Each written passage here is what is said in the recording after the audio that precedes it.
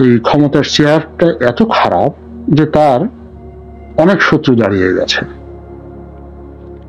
যাদের সঙ্গে হয়তো তার কখনো কোনো পরিচয় হয়নি, কথাও হয়নি, কিংবা ভবিষ্যতে যাদের সঙ্গে তার কোনো স্বার্থ সংশ্লিষ্ট বিষয়াদি হওয়ার সম্ভাবনা নেই, এই মানুষগুলো তার পেছনে লেগে গিয়েছে।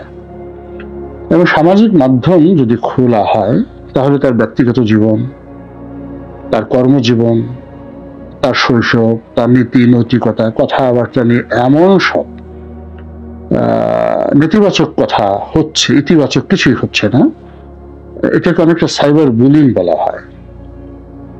এবং এটা যদি অব্যাহত থাকে তাহলে তার জন্য আসলে এই পদে থেকে কোনো কাজ করাটাই সম্ভব হবে না।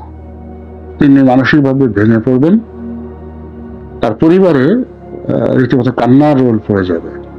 এবং আশেপাশে যারা লোকজন রয়েছে তারা এখন যেভাবে তাকে সম্মান করছেন, সে ডক্টর ইউনূস বলেন, সেনাপ্রধান বলেন, ছাত্ররা বলেন, এই সম্মানের জায়গাটি বুমেরাং হয়ে পড়বে। এখন এই বিষয়টি তিনি কিভাবে সামাল দেবেন এই কথা বলার স্পর্ধা আমার নেই। এর কারণ হলো তিনি আমার ডিপার্টমেন্টের বড় ভাই, এবং আমার মাস্টার্সটা যেহেতু নির্ধারিত সময়ের পরে হয়েছে, অনেক পরে হয়েছে, এর ফলে কি হলো, আমি যে বছর মাস্টার্স করলাম ঠিক সেই সময়টাতে তিনি একেবারে নতুন হিসেবে ঢুকলেন। আমি তার ক্লাসে যাইনি কখনো, কিন্তু আমার সাথে যারা MA পাস করেছেন, LLM করেছেন ঢাকা বিশ্ববিদ্যালয় থেকে, তিনি তাদের শিক্ষক, সেই অর্থে আমারও শিক্ষক। আর যদি বয়স বা একাডেমিক চিন্তা করেন, অন্য চিন্তা করেন, তাহলে আমাদের বয়সের পার্থক্য 2 বছরের মতো হবে আর কি। কিন্তু আমি যখন সংসদ সদস্য হয়ে গিয়েছি, তারপরে বিভিন্ন টক শোতে তার সঙ্গে আমার দেখা সাক্ষাৎ, সভা সমিতিতে দেখা সাক্ষাৎ, এটার মধ্যে এক ধরনের স্নেহ ভালোবাসা ছিল। উনি আমাকে সবসময় আসীন বসীন করে কথা বলতেন, যদিও আমি যেহেতু মাস্টার্সে তার ব্যাচে ছিলাম, আমাকে তুমি করে বলার তার যথেষ্ট সুযোগ ছিল এবং তিনি বলতে পারতেন, কিন্তু সেটা না করে তিনি আমার সঙ্গে একটা ফর্মাল সম্পর্ক রক্ষা করেছেন। রনি বলেছেন, আপনি আপনি করে কথা বলেছেন এবং আমাকে সম্মান করেছেন এবং এখনো হয়তো করেন। তো এই কারণে তার প্রতি আমার একটা সবসময় দোয়া, আশীর্বাদ, শুভাশিস এটা থাকে। কিন্তু কখনোই অন্য সবার মতো তার সঙ্গে আমার ঠিক ব্যক্তিগত এবং পারিবারিক সম্পর্ক হয়নি। তার অনেক বন্ধুদের সঙ্গে আমার পারিবারিক সম্পর্ক রয়েছে, তিনি যাদেরকে স্নেহ করেন তাদের সঙ্গে সম্পর্ক রয়েছে, কিন্তু ডক্টর আসিফ নজরুলের সঙ্গে আমার সম্পর্কটা ফর্মাল, একেবারে ফর্মাল। আমি তার একজন শুভার্থী, তিনিও হয়তো আমার একজন শুভার্থী। এবং যখনই আমাদের দেখা সাক্ষাৎ হয়েছে আমরা অনেক কথা বলেছি দেশ নিয়ে, জাতি নিয়ে, কিন্তু এই কথা দেশ এবং জাতির বাইরে ব্যক্তিগত পর্যায়ে যায়নি, যদিও যেতে পারত। এর কারণ হলো আমরা তো একই ডিপার্টমেন্টের, তিনি এখন শিক্ষক, আমি ছাত্র ছিলাম, আবার তিনি যখন ছাত্র ছিলেন তখনও ছাত্র ছিলাম। এর বাইরে একটা সময় তিনি যাকে বলা হয় তরুণ সাংবাদিকতার পথিকৃৎ ছিলেন। তিনি যখন সবচেয়ে জনপ্রিয় পত্রিকা বাংলাদেশের, এবং বিচিত্রায় চাকরি করাটা ইত্তেফাকের চাকরির চাইতেও ক্ষেত্র বিশেষের মানে যাকে বলে গুরুত্ব বহন করত। এবং তখন শাহাদাত চৌধুরী, কাজী জাওয়াত, শাহরিয়ার কবির, ওনাদের মতো বিখ্যাত লোক বাংলাদেশের সেই সাপ্তাহিক বিচিত্রায় চাকরি করতেন। এবং এই যে 3 জন লোক, শাহাদাত চৌধুরী, কাজী জাওয়াত, চিফ রিপোর্টার এবং নির্বাহী সম্পাদক ছিলেন যাকে বলা হয় শাহরিয়ার কবির, এই পর্যায়ের সাংবাদিক ইনকিলাব বা ইত্তেফাক বা অবজারভারও তখন ছিলেন না। এবং শাহাদাত চৌধুরী, আপনারা যারা তাকে না জানেন, না দেখছেন, কল্পনাই করতে পারবেন না, প্রেসিডেন্ট এরশাদকে তিনি একটা খড়কুটোর মতো মনে করতেন। এই তার সাহস ছিল, শক্তি ছিল। শাহাদাত চৌধুরী এরকম জন্ম নেবে না স্বাধীন বাংলাদেশে আর কেউ। এই কথা বললাম এই কারণে যে আসিফ নজরুল সাহেব শাহাদাত চৌধুরীর অধীনে চাকরি করেছেন। আমি কিছুদিন বাংলাদেশের আরেক কিংবদন্তি SM আলী, তার অধীনে কিছুদিন কাজ করার আমার সুযোগ হয়েছে ডেইলি স্টারে। তখনও ডেইলি স্টার বের হয় নাই, দামি কপি বের হচ্ছে। ওই অল্প 15 দিন বা 1 মাস আমি সেখানে তখন প্রশিক্ষণ দিচ্ছিল সবাইকে, আমি ওই গ্রুপের মধ্যে ছিলাম একজন। তো আমি এই কারণে, তিনি হয়তো আমার নামও জানতেন না, চিনতেন না, কিন্তু আমি দূর থেকে দেখেছি। ওটাই আমার জীবনের একটা গর্ব যে আমি SM আলীর অধীনে একটা অক্ষর শেখার সুযোগ পেয়েছি।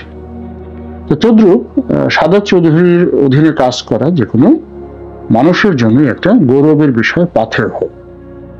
এবং এটা উনিও বলবেন, মানে আমার বিশ্বাস যে যদি তাকে জিজ্ঞেস করা হয় তার জীবনের সবচেয়ে বড় শিক্ষককে, তিনি ঢাকা বিশ্ববিদ্যালয়ের কোনো শিক্ষককে বলবেন না, সাদাত চৌধুরীকে তার শিক্ষক বলবেন। তো ওখানে তিনি অনেক কিছু করেছেন। এই দেশের মানুষ যখন 15ই আগস্ট নিয়ে কথা বলতে পারত না, তখন তিনি এই 15ই আগস্ট এবং 4র্থ সংশোধনীতে যে বিচার নিষিদ্ধ করা হয়েছে এটাকে নিয়ে একটা বিরাট তিনি প্রতিবেদন ছাপিয়েছিলেন, যে 4র্থ সংশোধনী, 4র্থ না 5ম সংশোধনী, যেখানে বঙ্গবন্ধুর এই হত্যাকে মানে যাকে বলা হয় এই হত্যাকাণ্ডের বিচার হবে না এরকম ইন্ডিমিনিটি দেওয়া হয়েছিল। তো এটাকে তিনি বলেছিলেন 5ম সংশোধনী প্যান্ডোরার বাক্স। আপনি এই রিপোর্টটা যখন তিনি করেছিলেন এরশাদ জামানত, এটা কল্পনাই করা যায় না যে এটা যিনি লিখেছিলেন তার কত সাহস, আর যিনি প্রকাশ করেছিলেন তার কত সাহস। বা যুদ্ধাপরাধী গোলাম আজম থেকে শুরু করে অন্যান্যদেরকে, রাজাকার আলবদরদেরকে বিচার করার জন্য যে গণ আদালত বসানো হয়েছিল, সেই গণ আদালতের অন্যতম উদ্যোক্তা ছিলেন তরুণদের মধ্যে এই আসিফ নজরুল, জাহানার ইমামের একেবারে দক্ষিণ হস্ত। তো তার যে যৌবন, ঠিক সেই যৌবনের যে একেবারে শুরুটা হয়েছিল এইরকম যাকে বলা হয় বিস্ফোরণমুখ একটা পরিবেশ পরিস্থিতিতে জ্বলন্ত বারুদের মতো করে তার জীবন, যে যৌবনটা শুরু হয়েছিল 80-র দশকের এই বাংলায়।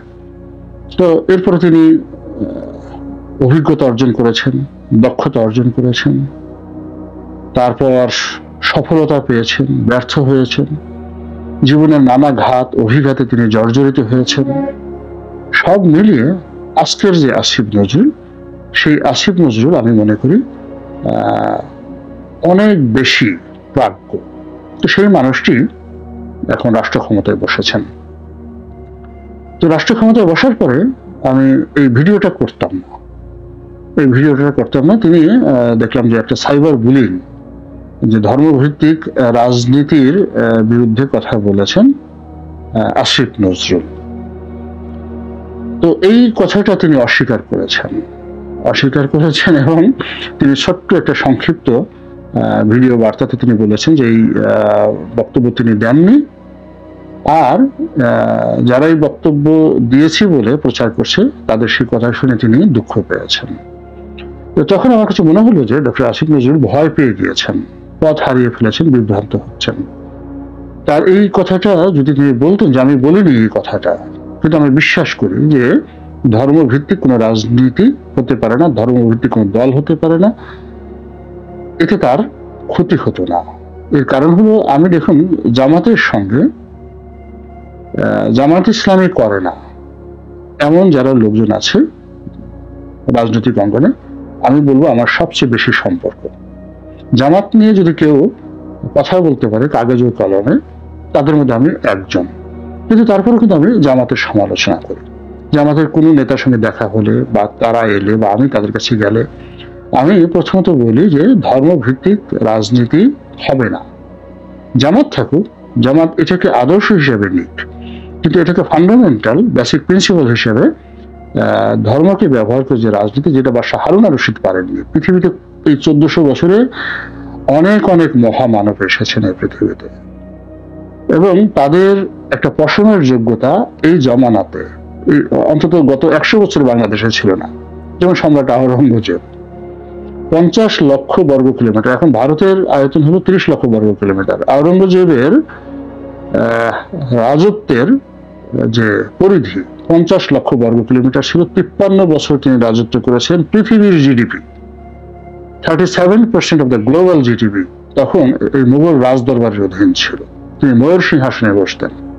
ময়ূর সিংহাসনের দাম ছিল 200 কোটি স্বর্ণ মুদ্রা। এখন মুঘল যে গিনি সোনার মুদ্রা যদি ধরেন, তাহলে একটি স্বর্ণ মুদ্রার দাম যদি এখন 2 লক্ষ টাকা হয়, বাংলাদেশি টাকায় 2 লক্ষ। এই 2 লক্ষ ইন্টু 200 কোটি কত টাকা হয়? সেই চেয়ারে বসে তিনি 53 বছর সেই সিংহাসনে বসে রাজত্ব চালিয়েছেন। এখন আওরঙ্গজেবের সঙ্গে যদি আপনি শেখ হাসিনাকে তুলনা করেন, মোদীকে তুলনা করেন, আপনার কি মনে হবে আওরঙ্গজেব কোথায়, তারা কোথায়? তো সেই আওরঙ্গজেব যিনি জিন্দা পীর ছিলেন, যুদ্ধের ময়দানে যুদ্ধ হচ্ছে, তীর হচ্ছে, সেখানে দাঁড়িয়ে তিনি নামাজ কাজা করেনি, নামাজও দাঁড়িয়ে যেতেন।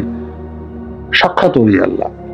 তিনিও তো ধর্মভিত্তিক রাজনীতি করতে পারেননি, করেননি, চেষ্টাও করেননি। তো এই বিষয়গুলো এখন যারা কোরআন এবং সুন্নাহর ভিত্তিতে রাষ্ট্র চালাতে চাচ্ছেন বা ওয়াজ করছেন, তাদেরকে এই রাজনীতিটা বুঝতে হবে। তাদেরকে ইবনে খালদুনের বইটি পড়তে হবে, আল মুকাদ্দেমা 100 বার পড়তে হবে। কি করে রাজনীতি হয়, রাজনীতির ইচ্ছা জাগে এবং রাজনীতি প্রতিষ্ঠিত হয়। যদি ধর্মভিত্তিক রাজনীতি হতো তাহলে হযরত আলী রাদিয়াল্লাহু তাআলা আনহু করতে পারতেন, উমর রাদিয়াল্লাহু তাআলা আনহু করতে পারতেন। তাকে গিয়ে পায়ে হেঁটে গিয়ে মক্কা থেকে জেরুজালেম প্রায় 1500 মাইল, এই 1500 মাইল পথ হেঁটে গিয়ে ইহুদি এবং খ্রিস্টান নেতাদের সঙ্গে সমঝোতা করে জেরুজালেম, যেটা যিনি অধিকার করেছেন, সেই দুর্গের চাবি নেওয়ার জন্য হযরত উমর কেন সেখানে গেলেন, কি দরকার ছিল? কিন্তু বিজয়ী। এই জিনিসটা বুঝতে হলে ইবনে খালদুন পড়তে হবে। তো সেই দিক থেকে বাংলাদেশে আমি জামাতকে ভালোবাসি, মঙ্গল কামনা করি। জামাত রাষ্ট্র ক্ষমতা আসুক, তারা ভালো মানুষ তৈরি করে, সেটাও চাই। কিন্তু জামাতের যে আইডিওলজি, যে কোরআন এবং সুন্নাহ ভিত্তিক যে একটি রাষ্ট্র কাঠামো গড়ে তুলবেন, এটি হয়নি। ইলতুৎমিশ পারেননি, গিয়াসউদ্দিন বলবন পারেননি, চেষ্টাও করেননি, হয়নি এটা। তো কাজেই এখানে আল্লাহ রাসূলকে নিয়ে আমি অনেক কথা বলতে পারি, কিন্তু এটা নিয়ে অনেকে বিতর্ক সৃষ্টি করবেন, এই জন্য আমি বললাম না।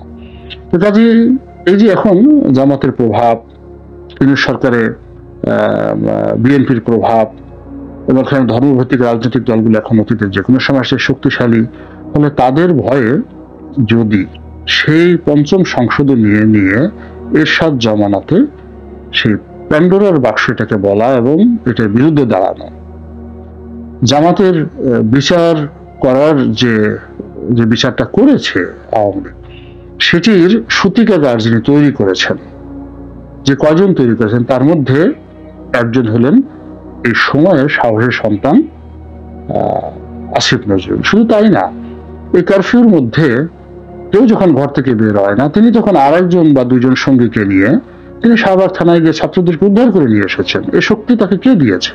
তিনি সাহসী মানুষ। তো সেই সাহসী মানুষ কেন পথ হারাবেন? তিনি কেন দুর্বল হবেন? তিনি সে কথাই বলবেন যেটি তিনি আজীবন বলে এসেছেন, যে কথাগুলো বলে এসেছেন, যে বিশ্বাস তিনি করেছেন।